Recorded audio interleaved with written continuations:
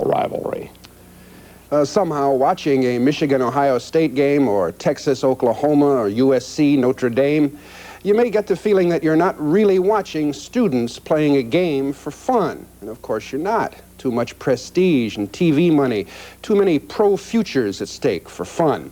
For fun, go to the little schools. Last weekend, we went to Indiana to see Wabash and DePauw play for the 86th time.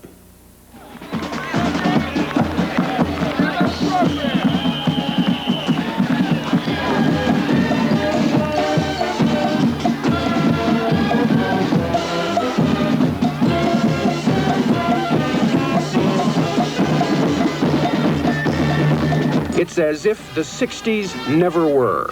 Maybe the 50s and the 40s, too.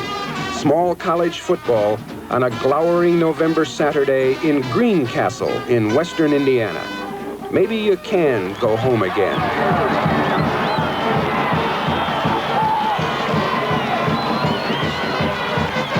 The Tigers of DePauw University have lost 6 games in a row. Their season, however, will be a smashing success if they can beat the awesome little giants of nearby Wabash College, who have won 6 games in a row and whose season will be a dismal failure if they lose.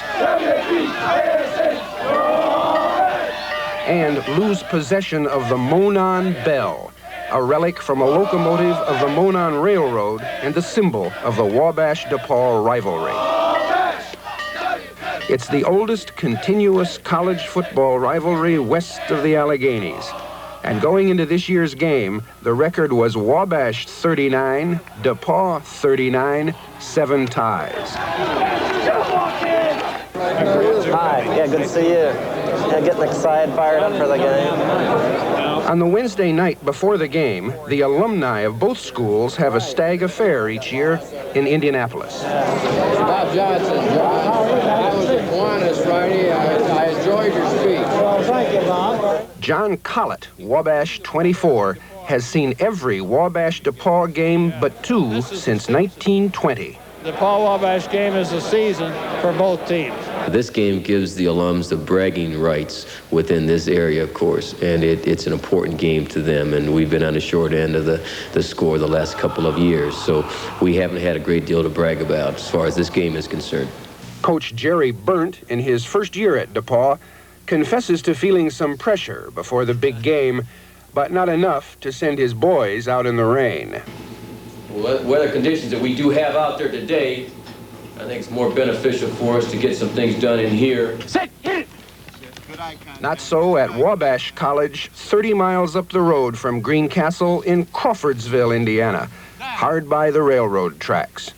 Coach Stan Parrish works the little giants and frets about the game. Look it in. Good job. That could be the ball game right there. In this day and age, a game and a rivalry between 2 small Midwestern schools, it means as much as it does, because in this day and age, there aren't a lot of things that motivate a lot of people. And we've got something here that's special. It's an all-week thing for us this week. It's an all-year thing for the people that have graduated from our colleges.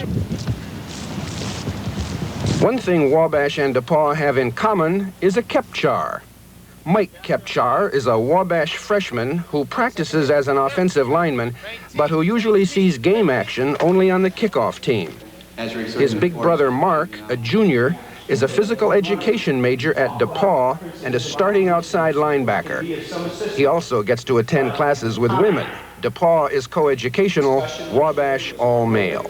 Anaerobic exercises.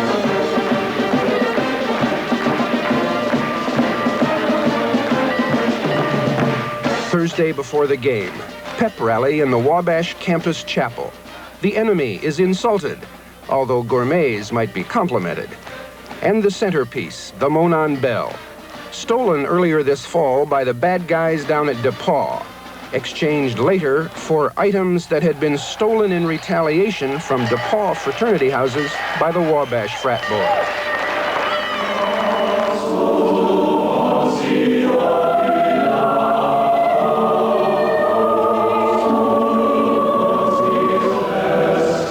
DePauw prepares more calmly, befitting zucchini eaters, In lieu of pep rallies, the big event in Greencastle is a joint Friday night concert by the Wabash and DePauw Glee Clubs.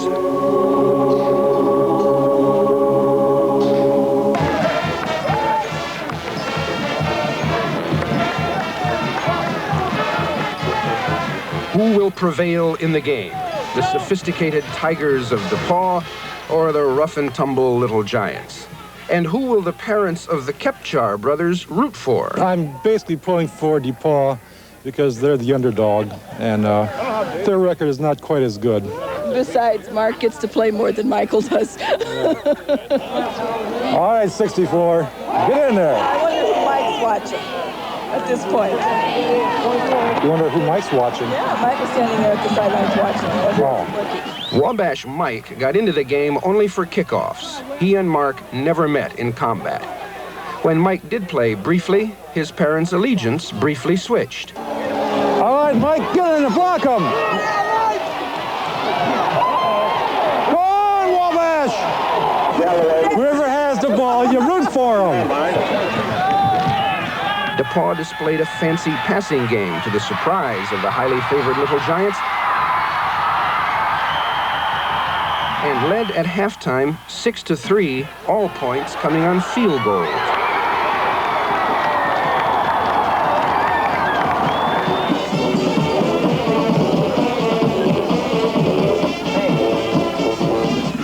For the second half, DePauw changed to black jerseys as if to taunt the gods. But their good fortune and their good passing continued. A touchdown in the fourth quarter made it 13-3, a huge upset in the making. But not for long. Here comes the kickoff. The kick coming here to number 7, Dave Kennedy. He's at the 15, he's the 20, he's the 25. He's got some running room. He may go all the way. He's at the 40, he's across midfield. He may go all the way. Down the far sideline, the 20, the 15, the 10. Now, Wabash was aroused. And with 2 minutes to play, Wabash took its first lead of the game. Damn. But in the oldest rivalry west of the Alleghenies, you don't quit. Still time for a touchdown to win, a field goal to tie. It was not to be. Wabash won the game 16-13 and broke the series tie. The Kepchar brothers came out even, and DePauw had achieved what was called a moral victory in simpler times, times that didn't seem all that long ago on this particular Saturday afternoon.